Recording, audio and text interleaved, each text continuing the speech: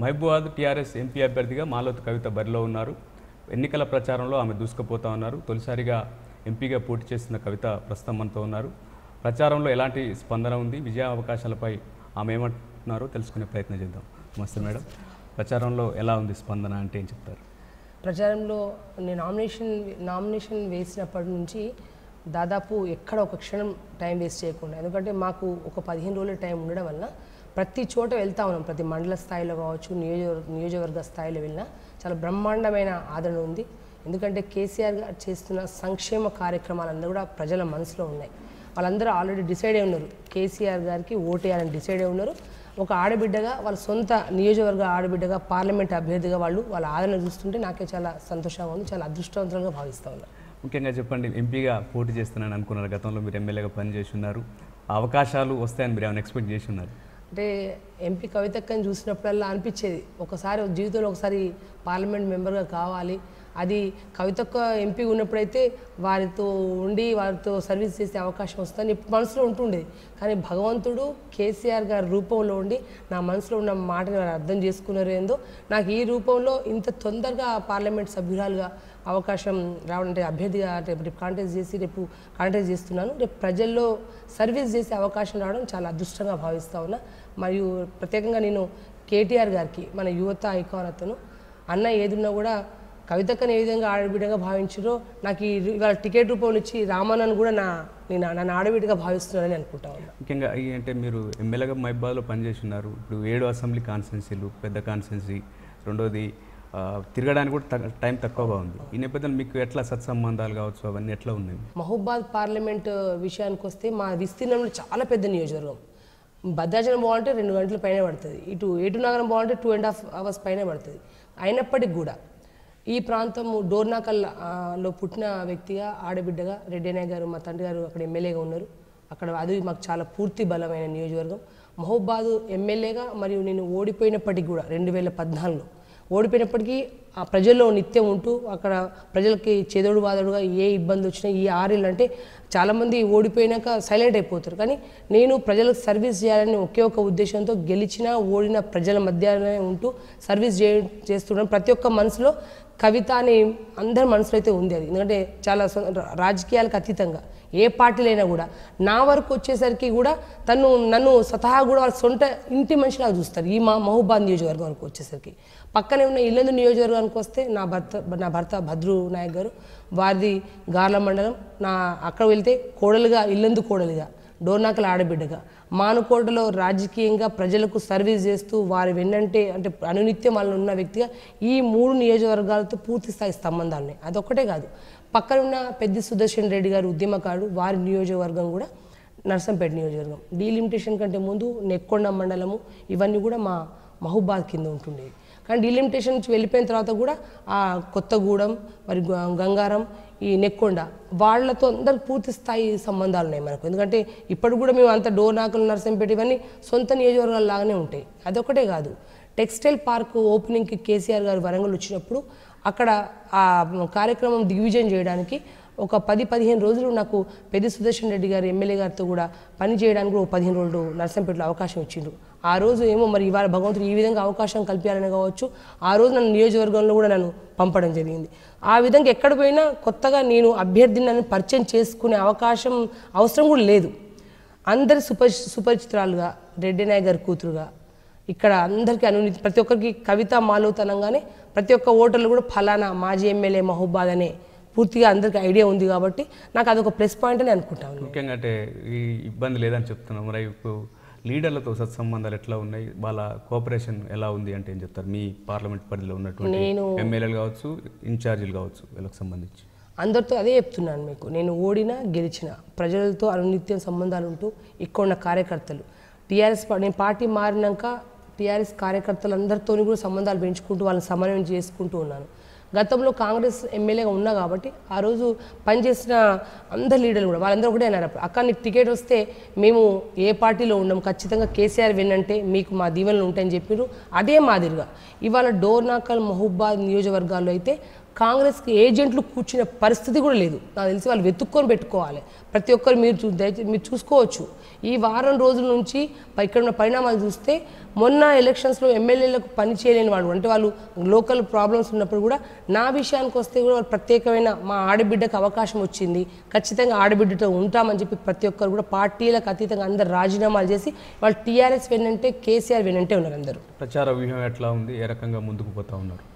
మేము ప్రచారంలో ముందే ఎమ్మెల్యేలు కావచ్చు, కొత్తగా పార్టీలో జాయిన్ అయిన వాళ్ళు కావచ్చు, మరియు ఎవరైతే ఓడిపోయిన వాళ్ళు కావచ్చు, మా దయాకర్రావు గారు, మంత్రి గారు, ప్రత్యేకంగా కడియం శ్రీహరి గారు, వీళ్ళందరూ కూడా ఒక సమన్వయ కమిటీలాగా అందరం కూడా కూర్చొని నామినేషన్ వేసిన క్షణం నుంచి 9వ తారీఖు సాయంత్రం 5 గంటలకు మా ప్రచారం ఏదైతే ముగియబోతుందో ఆ టైం వరకు కూడా మేము ఒకటి అభ్యర్థిగా, ఎందుకంటే చాలా తక్కువ సమయం ఉంది.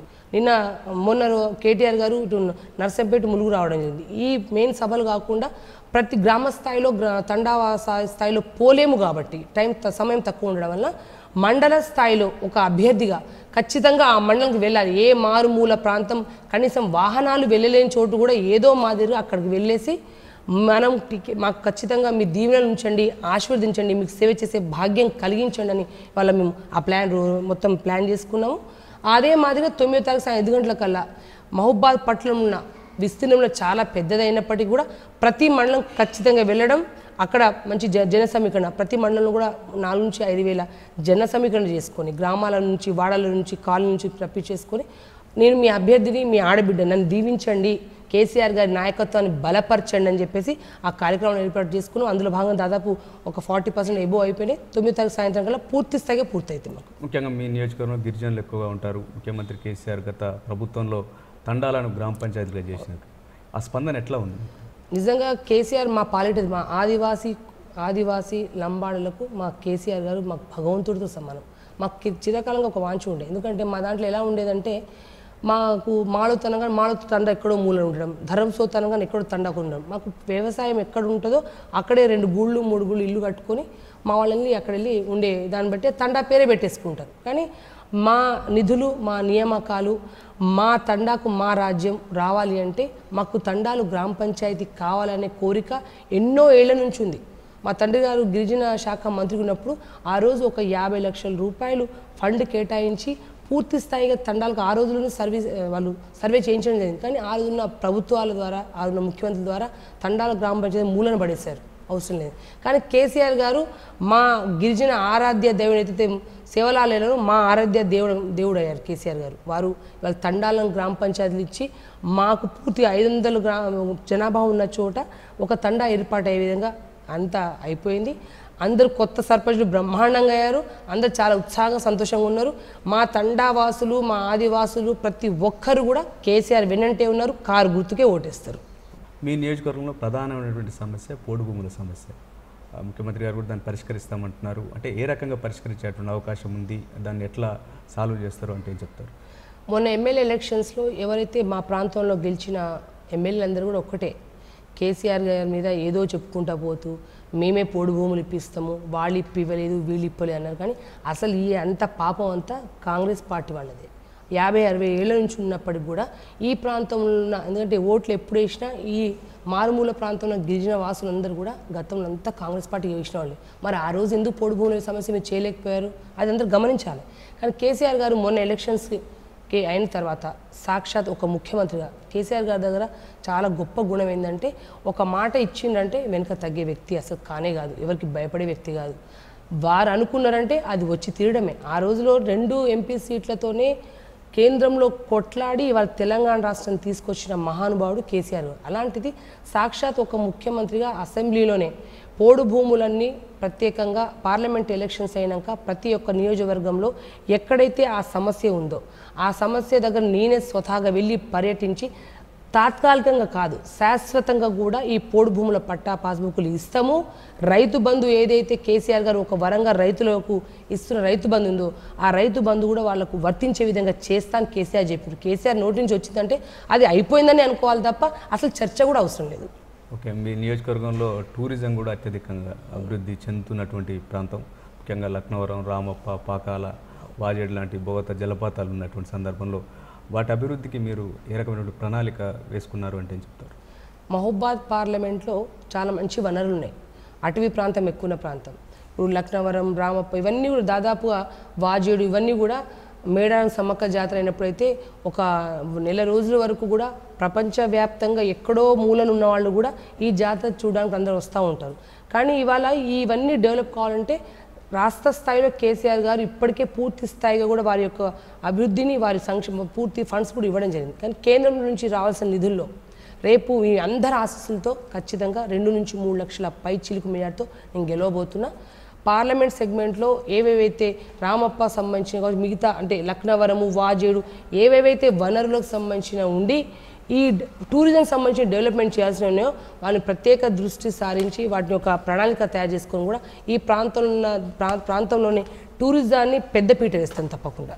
ఓకే, సమ్మక్క సారలమ్మ జాతర సంబంధించి జాతీయ పండుగగా గుర్తించాలి అనేది ఒక డిమాండ్ ఎప్పటి నుంచో ఉంది. అప్పటి ప్రభుత్వాలు పట్టించుకోలేదు.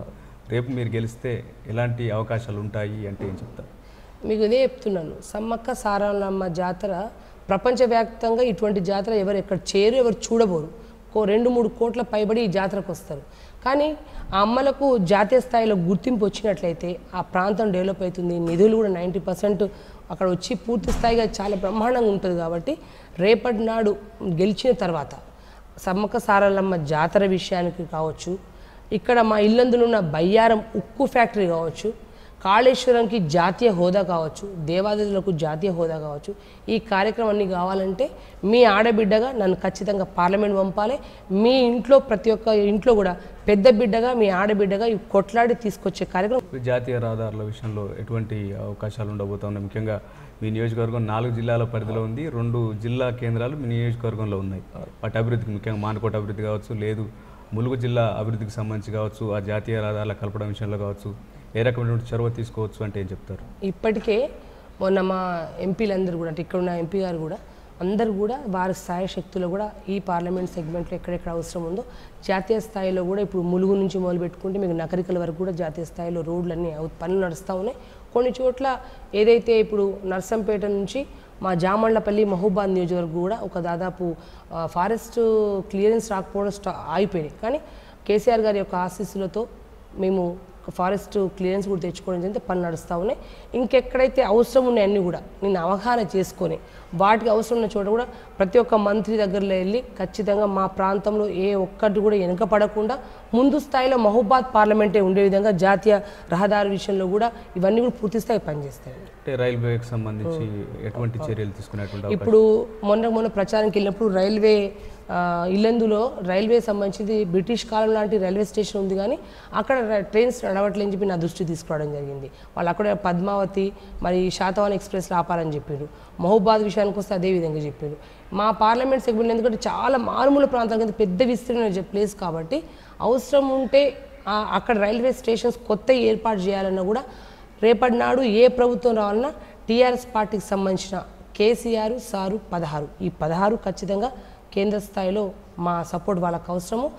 మా పార్లమెంట్లో రైల్వే స్టేషన్లకు కావచ్చు, కేంద్ర నిధులకు కావచ్చు, మరియు ఏవైతే ఈ జాతీయ స్థాయిలో ఈ నేషనల్ హైవే రోడ్స్ కావచ్చు, ఇవన్నీ కూడా ఖచ్చితంగా తీసుకొస్తాం. ఈ ప్రాంత ప్రజలందరూ కూడా తలెత్తుకొని ఈ ఆడబిడ్డకు ఓటేసి మంచి పని చేసామని చెప్పే విధంగా చేసి పెడతాను నేను. ముఖ్యంగా చెప్పండి, మీరు తొలిసారి బరిలో ఉన్నారు.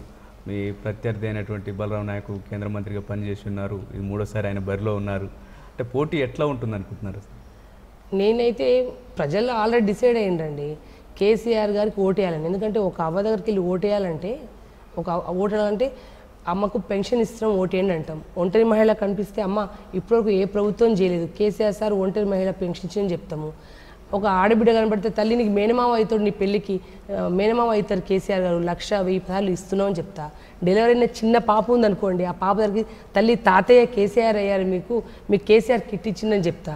రైతు కనబడితే వ్యవసాయం ఎక్కడైతే పని చేస్తా ఉన్నదని వెళ్తే అన్న మీకు ఇప్పటివరకు పెట్టుబడి పైసలు ఎవరు ఇవ్వలేదు, మా సార్ మీకు మన కేసీఆర్ సార్ మనకు రైతు బంధు ఇచ్చిందని చెప్తా. పొరపాటున ఏమైనా కుటుంబంలో ఉన్న రైతు చనిపోతే కర్మకాలి ఎవరు కూడా కనీసం పక్కన చుట్టాలు పక్కలు ఎవరు సహాయం చేయరు. చనిపోయిన రోజు వచ్చి చూసిపోతారు కానీ సహాయం చేయరు.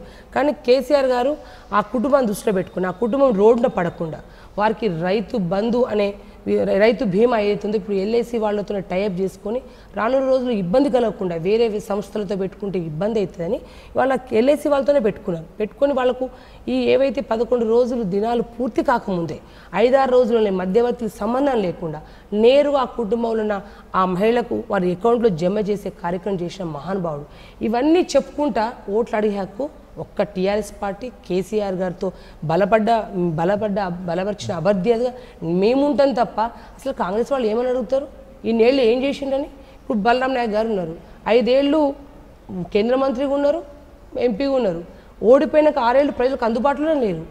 వారు ముందే గ్రహించిన పాపం చాలా తెలివి ఏమని ఖచ్చితంగా మహాకూటములను ఇవన్నీ అంటూ ఉంటారని కేసీఆర్ గారు చాలా తెలివిగా ఒక ప్లాన్గా వెళ్ళే వ్యక్తి. ఇక్కడ టీఆర్ఎస్ ప్రభుత్వం వస్తుంది, రేపటి పార్లమెంట్ నిల్చుంటే గెలవలేను అని చెప్పి ఆయన అనుకొని అసెంబ్లీకి వచ్చిండ్రు. మొన్న అసెంబ్లీలో మహబూబాద్ ప్రజలు అసెంబ్లీకే తిరస్కరించారు. ఆ మహబూబాద్లో చెల్లని పైసా పార్లమెంట్కి ఎలా జరుగుతుంది మీరు చూడండి. అసలు ఇక మిగతా విషయాలకు వస్తే అసలు మాట్లాడాల్సిన అవసరం లేదు. వాళ్ళు ప్రచార రథాలకు ప్రచారానికే నామకే వస్తూ ఉండిపోతారు. కానీ ప్రజల్లో ఆదరణ ఉండి కేసీఆర్ గారి యొక్క దీవెనలతో అన్ని రకాలుగా అడిగే హక్కు మాకే ఉంది, గెలిచే వాళ్ళం కూడా మేమే. 16 సీట్లు గెలుస్తామన్నటువంటి ధీమా మీ పార్టీ అధినేత కావచ్చు, లేదు వర్కింగ్ ప్రెసిడెంట్ కేటీఆర్ కావచ్చు చెప్తున్నటువంటి సందర్భం. 16 ఎంపీలు గెలిస్తే ఏం చేస్తారు ఒకటి. రెండోది ఇప్పటివరకు కాంగ్రెస్ వాళ్ళు కావచ్చు ఇతర నాయకులు ఒక విమర్శ చేస్తూ ఉన్నారు, మీపై ఆరోపణ చేస్తున్నారు. ఇంతకుముందుకు 15 ఎంపీలు ఉన్నారు, అప్పుడే ఏం చేయండి 16 ఎంపీలతో ఏం చేస్తారని చెప్తా ఉన్నారు. వారి విమర్శలకు ఏం సమాధానం చెప్తారు? మీకు ముందే చెప్తా ఉన్నా, కేసీఆర్ గారు 2 సీట్లతో ఇవాళ తెలంగాణ రాష్ట్రం తీసుకొచ్చిండ్రు. ఆ రోజులు కూడా వాళ్ళు ఎన్నో రకాల కూతులు కూర్చుండ్రు. కానీ కేసీఆర్ 2 సీట్లతో ఇవాళ తెలంగాణ రాష్ట్రాన్ని, ఎందుకంటే ఆ రోజు కేంద్రంలో ప్రభుత్వం ఉన్నా ఏదున్నా తీసుకొచ్చిన మహానుభావుడు ఆయన. వీళ్ళు ఏం మాట్లాడినా కూడా ఒకటే. మొన్న 15 మంది ఉన్నా కూడా బీజేపీ వాళ్ళకి అబ్సల్యూట్ మెజారిటీ ఉంది, మా అవసరమే లేదు, మేము ఏం కొట్లాడితే మమ్మల్ని ఎవరు పట్టించుకుంటారు, మమ్మల్ని ఎవరు పట్టించుకుంటారు, మాకు అసలు మనం ఖాతా చేసిన వాళ్ళు లేరు. కానీ ఇవాళ కేంద్రంలో ఇటు బీజేపీకి కావచ్చు కాంగ్రెస్ కావచ్చు ఎవరికైనా టీఆర్ఎస్ యొక్క ప్రభుత్వం 16 సీట్లు ఖచ్చితంగా మా అవసరం ఉంది. ఏ ప్రభుత్వం ఏర్పాట్లు చేసినా మా 16 సీట్లు వాళ్ళకు సపోర్ట్ చేస్తేనే ప్రభుత్వం ఏర్పడతాయి. అందుకే అంత బలగుద్ది మీకు చెప్పేది ఏంటంటే మా ప్రాంతంలో మాకున్న కేంద్రం నుంచి రావాల్సిన అన్ని నిధులు రావాలంటే 16 సీట్లు తప్పకుండా గెలవాలి. మేము గెలవబోతున్నాం. మేము కీలకమైన పాత్ర కేంద్రంలో కేసీఆర్ గారి యొక్క ముద్రను అక్కడ చూపిస్తాము. వాళ్ళ మెడలు వంచి అయినా సరే ఇక్కడ మా నిధులు నియామకాలు తెచ్చుకుంటాం. అప్పుడు మీకు అదే చెప్తున్నా, మా సపోర్ట్ లేనిది వాళ్ళకు వాళ్ళ ప్రభుత్వం కూలిపోయే అవసరం వస్తుంది వాళ్ళకు. అలాంటప్పుడు మా మాట వినకపోతే ఎవరి మాట సచ్చుకుంటూ వింటారు, మా నిధులు మాకు ఇస్తారు. ఇంకా దేశ రాజకీయాలకు సంబంధించి కేసీఆర్ ప్రధాని అయ్యే అవకాశం ఉందన్నటువంటిది ఇటీవల ఎన్నికల ప్రచారంలో చాలామంది నేతలు చెప్తున్నటువంటి సందర్భం. చాలా ప్రాంతీయ పార్టీలతో సత్సంబంధాలు ఉన్నాయి. ఆ రకంగా 16 గెలిస్తే 160 స్థానాలు అయితే అన్నటువంటి ధీమా కూడా వ్యక్తం చేస్తున్న నేపథ్యంలో ఏం చెప్పాల్సుకున్నారు దీనికి సంబంధించి? మన తెలంగాణ రాష్ట్రంకి వచ్చేసరికి 16 మనము ఎంఐఎం, 17 స్వీప్, దానిలో డౌటే లేదు. అందరం కొట్లాడేది కూడా మెజార్టీ పైనే. పక్కన ఏదైతే ఆంధ్రాలో ఉందో జగన్ వాళ్ళు ఖచ్చితంగా మా కేసీఆర్ సారు ఏ నిర్ణయం తీసుకుంటారో అదే మాకు సపోర్ట్ చేస్తారు. ఇక కేసీఆర్ గారు ముందే పార్లమెంట్ ఎలక్షన్ ముందే ఎంతసేపు వీళ్ళు మోడీ మధ్య కాంగ్రెస్ మధ్య రాహుల్ మధ్యనే రాజకీయం మాట్లాడుకుంటాము. కానీ ఇక మిగతా వాళ్ళు ఎవరు రావద్దా, ఎవరు చేయొద్దా? కేసీఆర్ గారు చుట్టూ ఉన్న రాష్ట్రాలందరితో మాట్లాడి పెట్టుకున్నారు. ఖచ్చితంగా అందరం కీలకమైన పాత్ర పోషిస్తాం. ఏమో మా సార్ అదృష్టం, మా అదృష్టం, తెలంగాణ ప్రజల అదృష్టం కావచ్చు, మా సారే సీట్లో కూర్చొని ఇవాళ ప్రజలకు జాతీయ స్థాయిలో మోడీ కూడా కేసీఆర్ గారు రైతు బంధుని కేంద్ర స్థాయిలో తీసుకొని ఇవాళ రాష్ట్రం మొత్తం కూడా ఆ సంక్షేమ కార్యక్రమం ఇంప్లిమెంట్ చేస్తున్నారంటే, అటు ఒరిస్సాలో కావచ్చు మిగతా రాష్ట్రాల్లో కూడా చేస్తున్నారంటే కేసీఆర్ గారి యొక్క ఆలోచన సరళిని ప్రధానమంత్రి ఉన్న మోడీ ఇవాళ తీసుకున్నారంటే రానున్న రోజులు మా కేసీఆర్ సారే ప్రధానమంత్రి అయితే ఇంకా ఎంత బ్రహ్మాండంగా ఉంటుందో కూడా మనం ఆలోచించవచ్చు. ముఖ్యంగా ఇరిగేషన్ సంబంధించి ఇటు మహిబాద్ కావచ్చు, డోర్నకల్ కావచ్చు, దీనికి సంబంధించి ఎస్ఆర్ఎస్పి కాలువల మరమ్మతులు జరుగుతాయి ఉన్నాయని చెప్తున్నారు. నీటిని కూడా 6 నెలల్లో అందించి ప్రతి చెరువును మత్తడి వచ్చేలా చేస్తామని చెప్తా ఉన్నారు. ఎంతవరకు సాధ్యము, ఎప్పటివరకు పూర్తయ్యేటువంటి అవకాశం ఉంది? అటు రామప్పకు సంబంధించి కావచ్చు, లేదు లక్నవరానికి సంబంధించి కావచ్చు, గోదావరి జలాలు నింపడానికి సంబంధించి ఎటువంటి పనులు జరుగుతానో ఎప్పటివరకు పూర్తయ్యేటువంటి అవకాశం ఉంది అంటే చెప్తారు? కేసీఆర్ గారు 2014 గవర్నమెంట్ వచ్చిన వెంటనే మీకు ప్రత్యేకంగా దృష్టి సారించింది కూడా రైతుల విషయంలో దృష్టి సారించి ఇవాళ చెరువు ఆయకట్టలు కావచ్చు, మిషన్ కాకతీయ ఏవైతే ప్రతి చెరువు కూడా దాన్ని అభివృద్ధిపరిచి వర్షాల ద్వారా కావచ్చు, దేని ద్వారా వచ్చిన నీళ్లు నింపినట్లయితే కాలం లేనప్పుడు కూడా రైతులు కూడా ఎటువంటి రెండో పంట కూడా చాలా తృప్తిగా వాళ్ళు పండించుకోవాలి, ఇబ్బంది జరగొద్దని వారు ఒక రైతు బిడ్డగా వారికి క్షుణ్ణంగా కూడా రాష్ట్రంలో ఎక్కడ ఏ విధంగా జలాలు పారుతాయి, ఏ విధంగా చెరువులు పోతాయని పూర్తి అవగాహన ఉంది. అది మీకు గుర్తుందో లేదో, 5 ఏళ్ల క్రితము అసెంబ్లీలోనే వారు ఇచ్చిన ప్రజెంటేషన్ ఇచ్చినప్పుడు చూస్తే ప్రతిపక్షాలు ఎంతసేపు వారు వచ్చి డైరెక్ట్ మాట్లాడింది లేదు, కానీ విమర్శించిండు. అంటే కేసీఆర్ గారికి ఆ అవగాహన వారి ఎక్స్పీరియన్స్ బట్టి మాట్లాడే భయంతో అది వాళ్ళు అట్లా చేయడం జరిగింది. ఇవాళ మా పార్లమెంట్ సెగ్మెంట్లో ఇటు ములుగుకు వస్తే ములుగు పట్టణంలో కావచ్చు, ములుగు నియోజకవర్గం నుంచి దేవాదుల పైప్ లైన్స్ పోతూ ఉన్నాయి. కానీ ఆ ప్రాంత ప్రజలందరూ ఒకటే కోరుతూ ఉంటారు, ఏంటంటే ఆ పైప్ లైన్ పోతున్నా మాకు వాటర్ కావాలనేది. ఖచ్చితంగా దేవాదుల సంబంధించిన పైప్ లైన్ ద్వారా ములుగు నియోజకవర్గ ప్రాంతంలో ఉన్న చెరువులను నింపుతాము. అవసరం వస్తే అక్కడ ఉన్న మిగతా ఏవైతే చాలా రకరకాల చెక్ డ్యామ్స్ కావాలి కూడా అడిగిండ్రు. ఎవరు మాజీ మంత్రి చంద్రలాల్ గారు కావచ్చు, ఆ ప్రాంతంలో ముఖ్య నాయకులు టీఆర్ఎస్ పార్టీ నాయకులు ఒకటే అన్నారు, మాకు అన్నీ బాగున్నాయి, సంక్షేమ కార్యక్రమాలు డైరెక్ట్ ప్రజలకు చెందుతున్నాయి, కానీ ఈ నీటి రైతులకు సంబంధించిన వాటర్ కోసం అదొకటి చెప్తా ఉన్నారు. ఇప్పుడు ప్రత్యేకంగా మా మహబూబాదు, డోర్నాకులు, నర్సంపేట వచ్చేసరికి సెకండ్ ఫేజ్ ఎస్ఆర్ఎస్పి వాటర్ అన్ని కూడా అన్ని చెరువు ఏవైతే ఇవన్నీ కాలువలన్నీ కూడా అభివృద్ధి చేసుకుంటూ ఉన్నారు. మొన్న అసెంబ్లీ ఎలక్షన్స్ అయిన వెంటనే ఎవరు అడగకున్నా కేసీఆర్ గారు అందరూ ఈ ప్రాంతంలో ఉన్న ఎమ్మెల్యేలందరినీ పిలిపించుకొని సంబంధించిన శాఖ అధికారులను పిలిపించుకొని కూడా వాళ్ళకి క్లియర్ ఇన్స్ట్రక్షన్స్, దాదాపు ఏ ముఖ్యమంత్రి అయినా ఏం చేస్తారు, ఎమ్మెల్యే ఒక రిప్రజెంటేషన్ ఇచ్చారంటే ఒక ఎస్టిమేషన్ తీసుకోరండి, లేకపోతే పనిచేస్తూ ఉంటారు. కానీ మన ముఖ్యమంత్రి గారు మొన్న జరిగిన కొన్ని మిగిలిపోయిన పనులు కావచ్చు వాళ్ళు ఒకటే గ్రహించి అధికారులను పిలిపించుకొని అందరు ఎమ్మెల్యేలను కూర్చోబెట్టి ఒకటే మాట అన్నారు, ఈ పార్లమెంట్ సెగ్మెంటే కాదు రాష్ట్ర వ్యాప్తంగా ప్రత్యేకంగా మా పార్లమెంట్ మీటింగ్ అని అనుకోకుండా నేను కూడా ఆ మీటింగ్లో కూర్చునే అవకాశం వచ్చింది కాబట్టి నేను చూశాను. వారు ఒకటే ఇన్స్ట్రక్షన్స్ ఇచ్చారు, ఎక్కడ కూడా కాలువలు మరమ్మతులు ఆగొద్దు, పూర్తి స్థాయిగా 3-4 నెలల్లో అన్నీ పూర్తిగా టెండర్లు అయిపోవాలి, ఎస్టిమేషన్స్ అయిపోవాలి, ఎన్ని కోట్లైనా పర్లేదు, 50, 100, 200 కోట్లని ఎక్కడ కూడా ఒక లిమిట్ పెట్టలేదు, అన్నీ కూడా డెవలప్మెంట్ చేసుకోవాలి. ఎస్ఆర్ఎస్పి వాటర్ కావచ్చు ఇవన్నీ కూడా పూర్తి స్థాయిగా ఎకరానికి అంటే నియోజకవర్గానికి 1,00,000 ఎకరాల నీళ్లు ఇవ్వాలని ఒక ధ్యేయంతో ఆ ప్లాన్ చేసిండు. ఆడబిడ్డగా చెప్పండి, ఈరోజు మిషన్ భగీరథకు సంబంధించి కొన్ని ఊర్లలోకి ఇప్పటికే నీళ్లు అందుతున్నటువంటి సందర్భం, మీరు ప్రచారానికి వెళ్ళినప్పుడు మహిళలు ఏ రకంగా చెప్తా ఉన్నారు అంటే ఏం చెప్తారు? కానీ మా ప్రతి ఒక్క అక్కలకు నీళ్ళు ఇచ్చేది మన మిషన్ భగీరథ ద్వారా కేసీఆర్ గారి నాయకత్వంలో ప్రతి ఇంటి ఆడబిడ్డ ఎవరు కూడా బిందెలు ఎత్తుకొని ఎందుకంటే మేము తండాలు, గోండు సంబంధించిన నియోజకవర్గాలు చాలా మారుమూల ప్రాంతాలు, వీళ్ళు ఎకరాల కిలోమీటర్ల కొద్దీ నడవకుండా ఇంట్లోనే హ్యాపీగా తిప్పుకొని నీళ్ళు తాగే కార్యక్రమం మిషన్ భగీరథ ద్వారా కేసీఆర్ గారు ఇచ్చారు. మా అక్కలందరి తరపున, ఎందుకంటే మా పార్లమెంట్ సెగ్మెంట్లో 7,20,000 మహిళా సోదరులు ఉన్నారు, పురుషుల కంటే మా సంఖ్య ఎక్కువ. సో మా మహిళలందరూ కూడా కేసీఆర్ సార్ వెన్నంటే ఉన్నారు. చివరగా చెప్పండి, ఈ ఎంపీగా గెలిస్తే ఈ నియోజకవర్గానికి ఏం చేయదలుచుకున్నారు? ఒకటి, రెండోది ప్రజలకు ఏం చెప్పదలుచుకున్నారు? ఈ టీవీస్ ద్వారా ఏం చెప్పి ఓట్లు అడగబోతా ఉన్నారు? మీ నినాదం ఏంటి అసలు, ప్రధాన నినాదం? మహబూబాద్ పార్లమెంట్లో ఉన్న ప్రతి ఒక్క ఓటరు మహాశయులకు టీ న్యూస్ ద్వారా నాదొక చిన్న విన్నపం. ఇప్పుడు మన మహబూబాద్ పార్లమెంట్లో మొట్టమొదటిసారిగా ఒక మహిళకు అవకాశం వచ్చింది. నన్ను మీరందరూ కూడా మీ ఇంటి పెద్ద బిడ్డగా, మీ ఆడబిడ్డగా నన్ను దీవించండి. ఖచ్చితంగా మీ తరపున మన పార్లమెంట్ సెగ్మెంట్లో ఉన్న ప్రతి ఒక్క కేంద్రం నుంచి రాబట్టుకునే నిధుల విషయంలో ఈ ప్రాంతం అభివృద్ధి కోసము మారుమూల ఉన్న చివరి ఏదైతే ఈ పార్లమెంట్లో చివరి ఊరు వరకు కూడా ఏ అభివృద్ధి సంక్షేమ కార్యక్రమాలు కావాలన్నా మీ ఆడబిడ్డని పార్లమెంట్లో కూర్చోబెట్టి మీ కొరకు కొట్లాడే అవకాశాన్ని ఇవ్వండి, మీరు దీవించండి. తప్పకుండా మీ అందరికీ చేతులు జోడించి మీ ఆశీస్సులు పూర్తి స్థాయిగా నాకు ఉండాలని, రేపు ఏప్రిల్ 11వ తారీఖు జరగబోయే పార్లమెంట్ ఎలక్షన్స్లో నా గుర్తు బ్యాలెట్లో 2వ గుర్తు కారు గుర్తు. కేసీఆర్ గారి నాయకత్వాన్ని బలపరచండి. మీరందరూ మీ వెనంటే ఉండి మీ బిడ్డగా పూర్తి స్థాయి ఇప్పుడు ఈ వారం రోజులు మీ కడుపులో పెట్టుకొని నన్ను చూసుకోండి. తర్వాత గెలిచిన తర్వాత మిమ్మల్ని అందరినీ నా భుజాల మీద వేసుకొని ఈ ప్రాంతం అభివృద్ధికి పూర్తి స్థాయిగా మీ పెద్ద బిడ్డగా పనిచేస్తానని మీరు దీవించాలని మనస్ఫూర్తిగా కోరుకుంటా ఉన్నాను. ముఖ్యమంత్రి కేసీఆర్ చేపట్టిన అభివృద్ధి సంక్షేమ కార్యక్రమాలే నన్ను గెలిపిస్తాయని చెప్పి టీఆర్ఎస్ ఎంపీ అభ్యర్థి మాలతి కవిత చెప్తా ఉన్నారు. కెమెరాన్ కుమార్తో ప్రదీప్, టీ న్యూస్.